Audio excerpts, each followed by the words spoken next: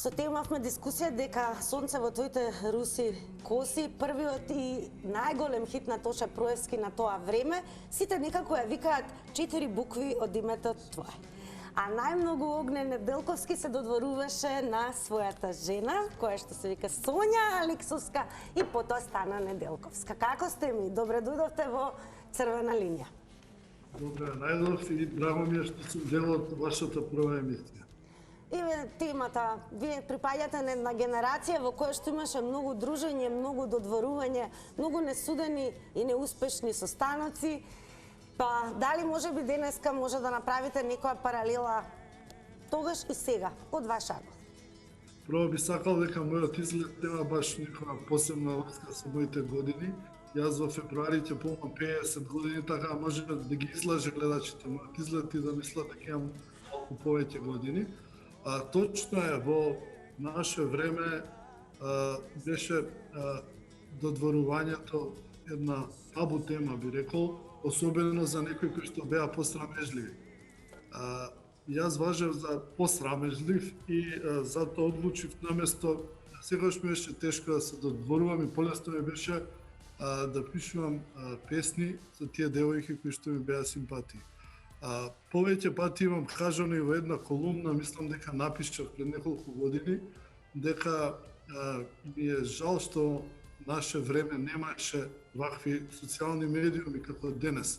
И мислам дека многу љубови ќе беа реализирани доколку имавме ние такви алатки, можности. Мислам на нас посрамежливите, што не можевме да кажеме баш тоа така директно да се додворуваме, а знаевме убаво тоа да го напишеме. Така, вие ќе го имавте најубавиот инбокс. Еве сега имате и ново дело.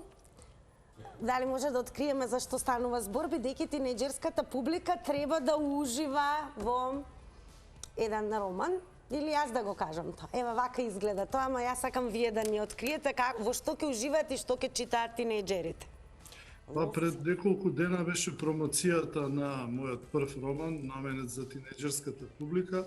Го издаде Детскиот културен центар Карпош. Романот се вика Ловци на лажни вести од зграда 39.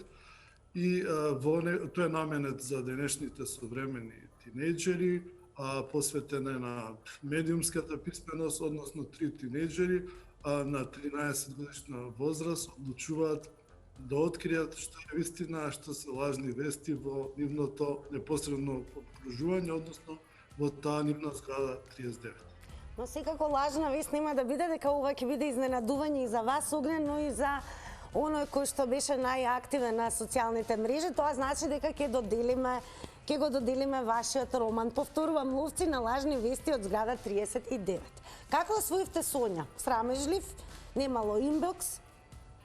Сонја го направи првиот чекор. Јас го слушав внимателно вашиот медиум, мислам вашиот разговор предходно и беше спомнато, нели, дека реткост биле девојки во првиот чекор. Сонја го направи првиот чекор, но не во Скопје, ние бевме на фестивал во Ландово и таа го направи првиот чекор, стартуваше, дојде до мене и ме праша дали си ти тој Огне Неделковски кој што ги пишува тие прекрасни текстови и кому ги посветуваш.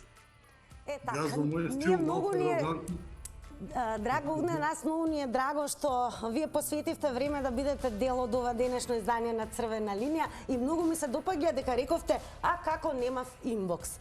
Но што е она следно што можеме да го очекуваме од тебе, ако може од вас да ни откриете?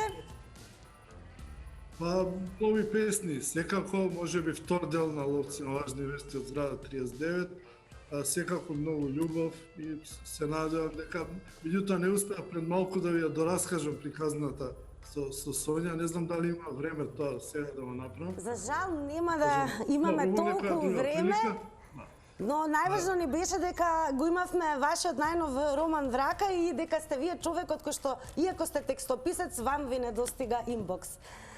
И новото време. Не достигаше на времето, сега го имам. Посакувам многу успех, благодарам уште еднаш. Фала ти што се јави, фала ти многу.